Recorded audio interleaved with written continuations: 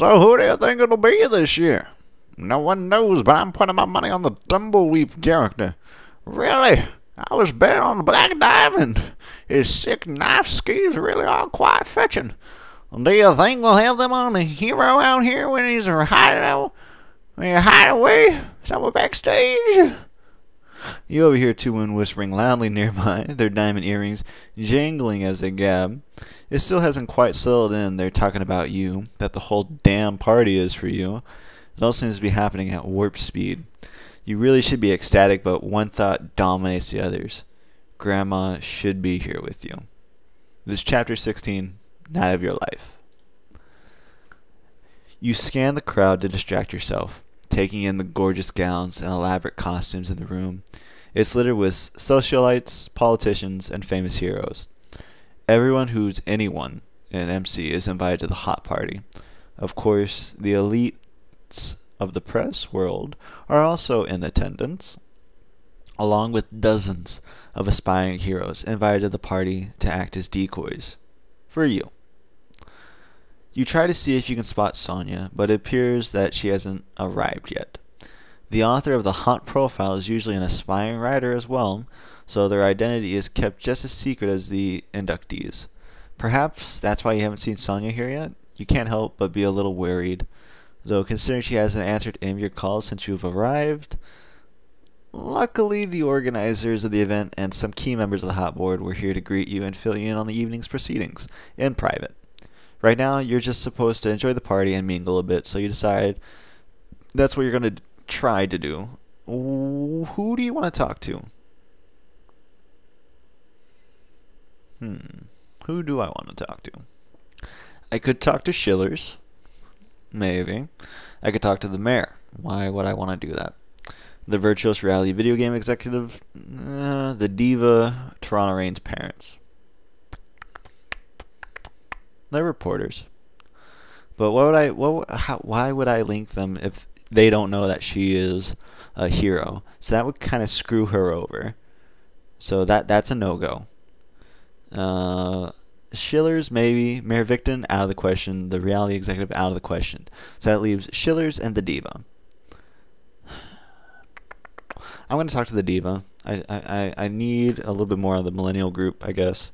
So let's see.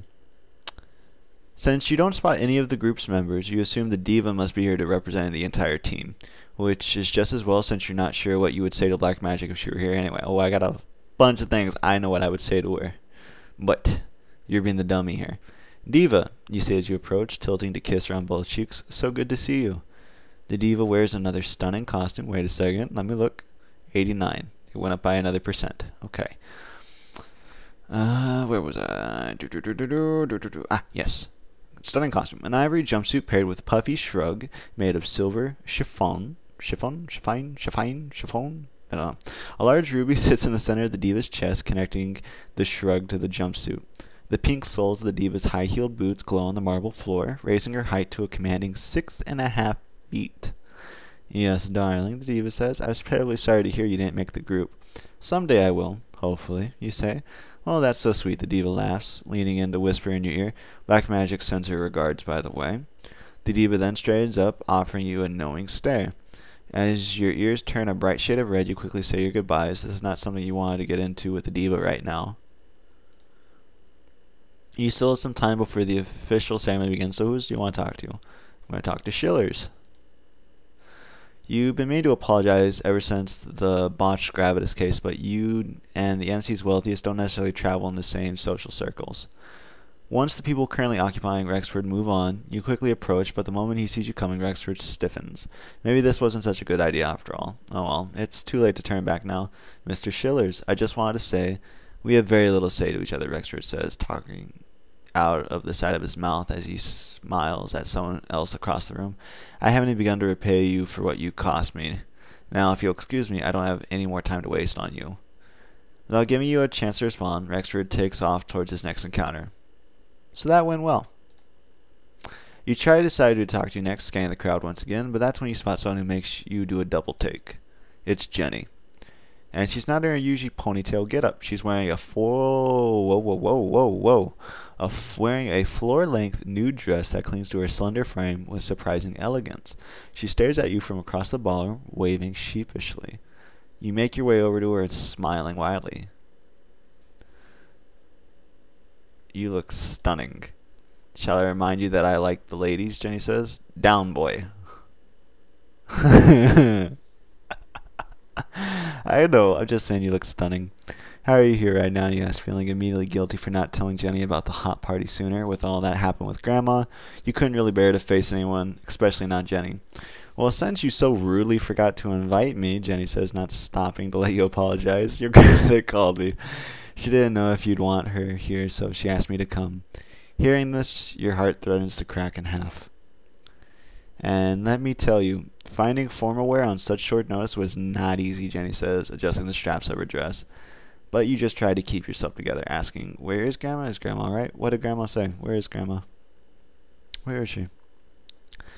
She was still with Toronto Rain last I spoke to her. She was going to head back home once she knew you'd be here, Jenny says, putting a hand on your shoulder. But listen, this is incredible news, Dunce. You have to. What Grandma did was wrong, you say, cutting Jenny off, but still, she should be here. I know, Jenny says, but as your PFPP agent, I probably wouldn't have allowed her to come anyway. It would have made it rather easy to unearth your identity. One look at that old lady sobbing in front of the front row, and your cover would have been blown. You nod. Jenny is right. Unfortunately, that doesn't stop you from feeling completely awful. But we can sort that out all later. Jenny starts, lowering her voice to a whisper. Dunce, this is the whole thing is a bloody outrageous. How did it even happen? You must tell me everything. You're about to fill Jenny in on the whole Sonya saga when you realize that you still haven't heard from her. You were sure she wanted to go over the details of the reveal with you before things started rolling. I'll tell you everything in 1 second. I just have to take care of something, you say, stepping away from Jenny before she can protest. You walk into the hallway and ask Amichip to call Sonya again, a request that doesn't go over too well. All these call to Sonya, and not a single one to Black Magic, you mutters while dialing. Ignoring your incredulous Amichip, you sigh as Sonya's phone starts to ring, fully expecting you to direct your me-mail yet again. Which is why you nearly jump when Sonya actually does answer, her holographic image flashing in front of your eyes. Except it's not Sonya, you see Prodigy. She looks as statuesque as ever, wrapped in a red-striped Kevlar bodysuit. She stares at you with her arms folded, a grin stretching through her face mask. My little dunce, I thought you'd never ring, Prodigy says. Don't you know it's rude not to call a girl back after the first date? A million questions begin to run through your mind, but you try to keep focused, deciding to ask.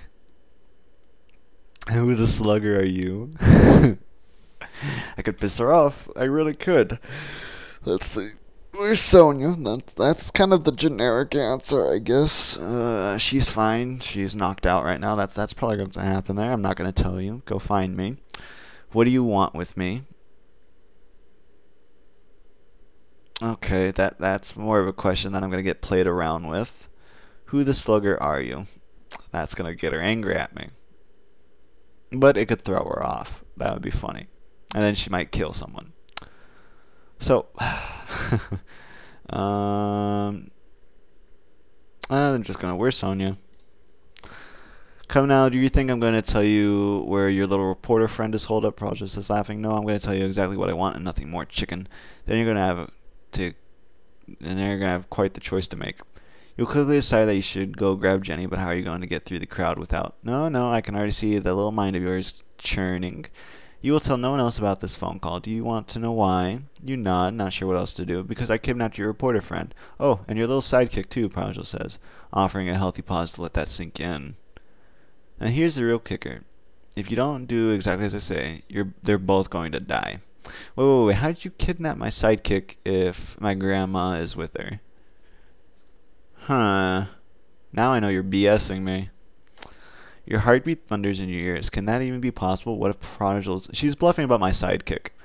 As if on clue, the holographic image shifts so you can see Sonya and Toronto Rain, both of whom are... What? What happened to Grandma? Don't bother wondering how I got a hold of them or where we are. You won't have time for silly worries like that.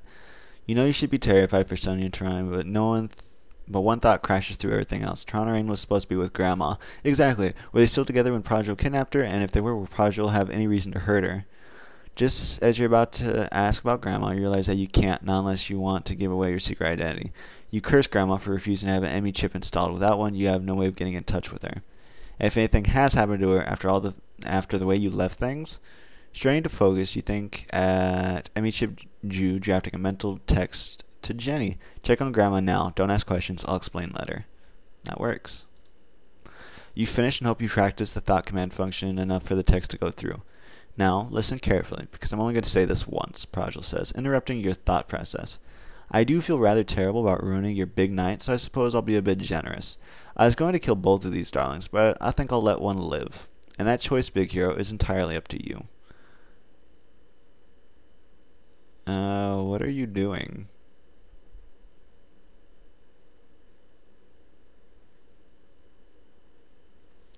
How do I know that you'll hold up your end of the deal?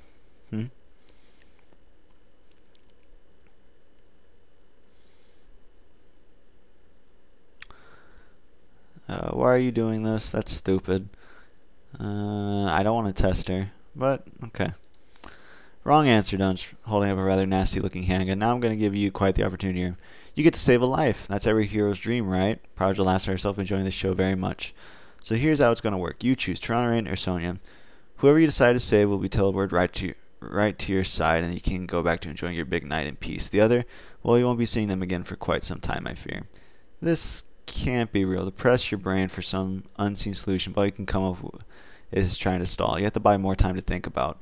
I'm giving you 2 minutes to make this decision, Prodigy says, once again a step ahead of you. If you fail to do so in the allotted time or try to break the rules in any way, I'll simply shoot them both. So no funny business, you hear? As Prodigy says this, she holds up a clock that begins counting down. 1 minute, 55 seconds remain. How on earth can you make a decision like this? Dunce, a voice says from behind you. You twirl to find the president of the HoT board staring at you. Come with me, it's almost time. By the way, have you heard from Sonia? You don't have time for this. What do you do? Oh, ah! Too much happy news. Too much happy news followed by this. Okay. So what is the end game here? Sonia, who's already sent me the documents, and I can post them, but she's going to be dead. Or my sidekick, who, I don't know, that's a young girl, okay? She has her career ahead of her. Realistically, I'm probably going to save Rain if I do have to make a choice. Crap, Mayor Victins ain't going to do anything for me.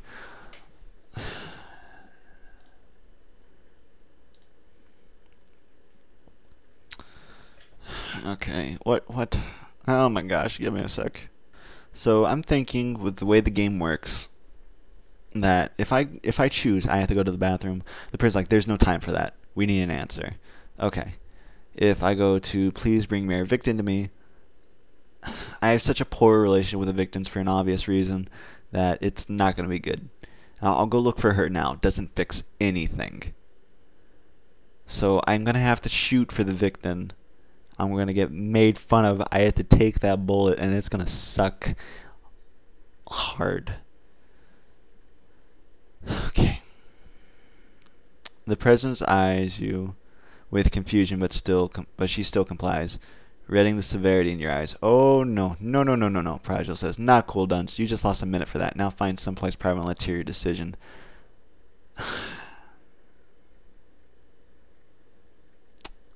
By the time you get to an empty bathroom stall, you only have 30 seconds left on the clock. So, who is it going to be? The loyal sidekick or the helpful reporter? Just holding up her hands to weigh the options. I do like a nice ethical conundrum. It really does show one's true colors, don't you think? What would good old Dunce do? Will he save the reporter who's about to give him the ultimate fame, or will he save the sidekick who helps him uphold justice? I can't wait to find out. Oh, 20 seconds left, by the way. Your vision starts to blur. You can't do this. There has to be some other way. Maybe you can send another text and ask for help. This is definitely not a decision you can make. But as the countdown reaches 10 seconds, you realize that you have to do a choice. You have to try to save at least one of them. You've been focused on upholding justice as a hero since you started. The just thing to do would be to save your young, innocent sidekick. Who cares about your press or the HoT article? It's going to be ruined now, no matter what. It's way more important to save Toronto Rain, especially since she has saved your own life twice. But does that mean Sonya deserves to die? You think you might faint, but force yourself to snap back to reality. Time's up, hero, Prodigy says. Speak now or forever hold your peace. Your body goes numb, but to your surprise you find one name pulsing through your brain. You choose to save. I already said it. I'm going to save Rain. Thy will be done, Prodigy said, Bowerhead. Be seeing you soon, dunce. Before you can respond, the call goes dead. Your stomach turns, hunching over and puffing off your mask just in time. You vomit into the toilet in great spasms. Once done, you wipe the sweat from your brow to try to stand, finding that your legs feel like jelly. How could this be? This can't be. Then one thought strikes you. Where's Toronto Rain? Shouldn't she have teleported here? What if Prodigy was lying to me? Yeah, let's go to that one. Before you can finish the thought, the image Jew appears to recite a text from Jenny. I'm on my way to your apartment. What's going on? Please call me Habibie. I don't like this. Thank goodness you couldn't handle it if someone happened to Grandma. You force yourself to envision Jenny walking into your apartment and finding Grandma safe and sound, sitting in her recliner or feeding Trappist. The thought calms you for a moment, but then you scream as a loud bang suddenly echoes beside you. You spin and nearly choke with relief. It's Toronto Rain, who is still gagged and bound to a chair. Not daring to think about Sonya, you rush forward to untie her. No, Toronto says, once ungagged, trembling and crying. No, please, no. It's all right. You're safe now, you say, hugging her tightly and praying that's all some kind of twisted dream. What happened? I don't know, is all that Toronto Rain. That's not the answer I needed. You have to tell me what happened, you say, shaking her a bit. Your nerves are so frayed you can't help it. That Prodigy woman ambushed me after I dropped her grandma off at the metro way, she starts. You nearly collapse with relief. Grandma is safe. At least you can hold on to that much. Grandma's safe. You keep repeating in your head so that it'll sink in. Next thing I knew, I was tied up. It was too dark. I had no idea where I was. My Amy chip was missing. She took it, and no one could track me, Toronto Rain says, holding up from her vacant wrist. The thought of losing Emmy Cheap Jew sends a wave of fear through your gut. Right before she told me here, Prodigy told me to take you back into the main ballroom. No, you say. We have to go find Prodigy now. I really think we should listen to her, Toronto Rain says. Please. You really don't want to, but Toronto Rain looks so terrified you can't fight it in you to say no. Alright, let's go. Oh, you and Toronto Rain run into the main ballroom, but no one else notices. Everyone's transfixed by a video that plays on a large holometer in front of the front stage. Sonya appears on the meter displayed in front of a crowd of her finest press peers. All you can think is yes, she's still alive, at least until she starts speaking. The hero named Dunce betrayed me in my hour of need, Sonya says into the monitor through sobs. I was a reporter about to name him Millennia City's hero of tomorrow, but he failed to save me after all I've done for him. Dunce is nothing but a hack, a danger to society, a selfish a sociopath. You hear those words, and they cut through you like a knife. Sonya is right. A better hero might have been able to stop this from happening in the first place. It was hard choosing Toronto Rain over Sonya, but I know it was the right thing to do. It doesn't matter what happened before. All that matters is now saving Sonya and stopping Prodigy. That's what I want to do, but I doubt it'll happen.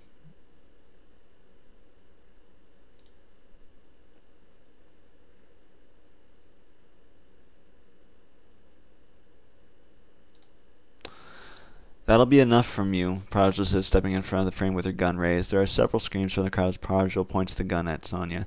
No, Sonya screams. You said if I recited your speech that you'd spare it, but the next thing, there's a loud bang. Then silence. At least she said it was a speech. Doubt it'll work. Oh, look at that. I got an achievement. Hey there, Millennia City, Prodigy proclaims, turning toward the horrified crowd. I have some breaking news for you. I'm happy to announce that your brand new hero tomorrow is none other than Dunce.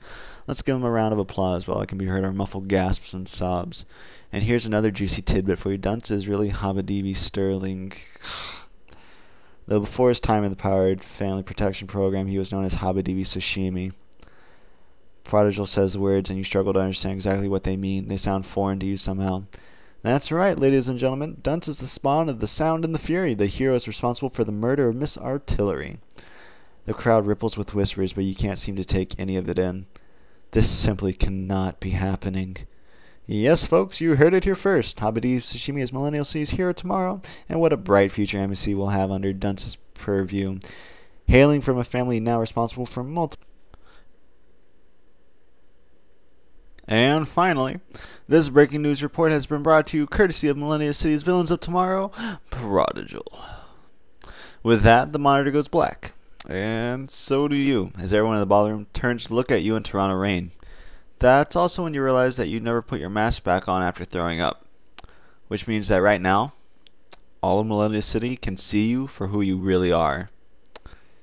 This is how your parents must have felt that day when their lives ended forever.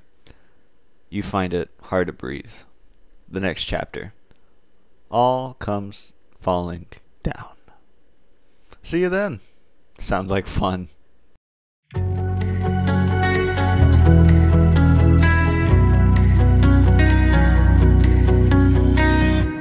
I'm off to save the world like I'm some kind of Batman.